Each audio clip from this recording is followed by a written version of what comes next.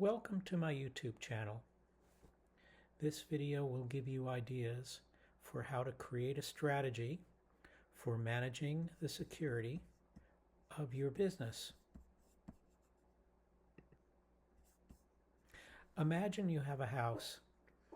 It's a big house, lots of great stuff inside, but no windows or doors, just holes. People can look inside and see everything. No gates or fences. People can come and go as they please. That's what a business looks like with no cybersecurity in place. Bad actors can come in and steal your data, hold you hostage with ransomware, or shut your website down. What can you do? You don't have a budget, you don't have a staff, and they know this. You become easy prey. Before I go on, let me introduce myself. I had a long career creating applications for various organizations, including the Department of Defense and Energy, as well as several different companies from startups to large corporations. My last few years working were spent as a cybersecurity analyst, maintaining the company's security infrastructure before I retired last year. In that capacity, I spent time trying to figure out an approach that balanced the few available resources with the greatest possible effect. I also hold 2 security certifications, including CySA Plus, and hold 6 patents, including 1 in cybersecurity. So let's look at cybersecurity as a funnel. Bad things happen outside of your system. If you catch them early, it doesn't cost a lot and it doesn't cause any damage. There is a set of documents called the NIST Cybersecurity Framework that covers all this, but let's not go too deep here. The idea is security is never perfect.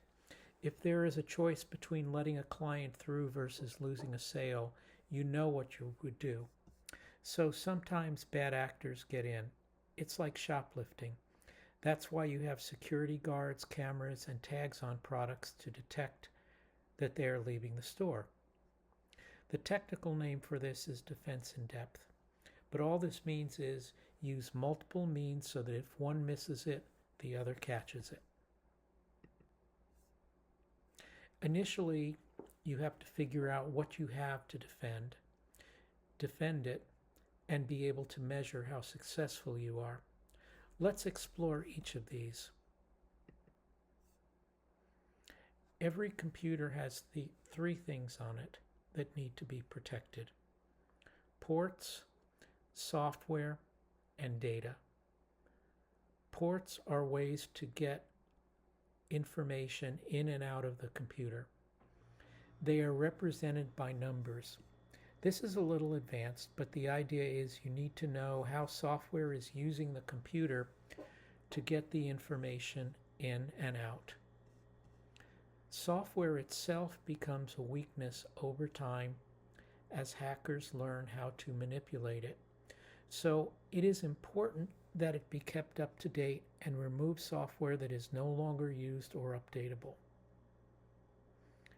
Data is information that is stored on the computer. You need to be able to protect it from prying eyes to preserve your company's value in case someone who shouldn't gets a hold of it. Once you have determined what you have, you need to build a strategy to defend each item. Let's look at these one at a time.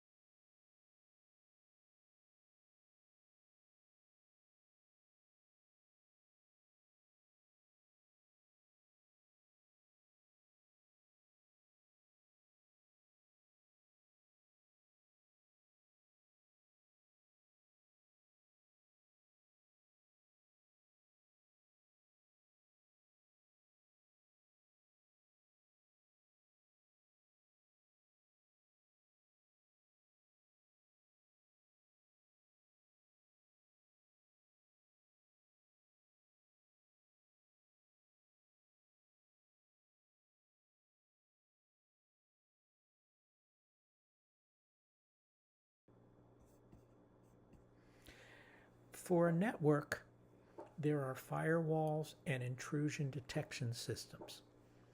These firewalls can be just like the host firewalls, or they can be specialized ones like a web application firewall.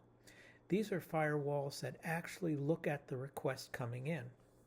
For instance, a lot of hackers will spray requests to your web server that make no sense. You can detect these and use this to indicate this is a bad actor and completely block them. Also, there is a way to block requests by country or specific group of addresses that are known to be from bad actors. An IDS, or intrusion detection system, looks for patterns in the requests or responses that indicate something bad is happening and can block them or warn you. Next, we have devices. Besides just keeping them up to date with patches, the best advice I can give you for devices is to bury them deep in your network. There are tricks to giving you outside access through a secure channel called a jump box that I will talk about in future videos. But if you have some device like a fish tank or camera that doesn't need outside access, don't grant it. If you don't believe that a fish tank thermometer is a dangerous piece of hardware, look up fish tank thermometer casino hack. You might be surprised. People need to be trained, tested, and retrained. No matter how many physical and software controls you have, they can be bypassed by a well-meaning or malicious person. The training can be provided either through online videos or companies like KnowBe4. Your staff should be tested on at least an annual, if not quarterly basis to make sure they know better than to click on links and just report them to security instead. They should also learn how to use things like multi-factor authentication and to generate good passwords. To monitor your network, you need tools to watch your system and log events. Examples of these are antivirus software, intrusion detection systems, and system-wide tools like Datadog.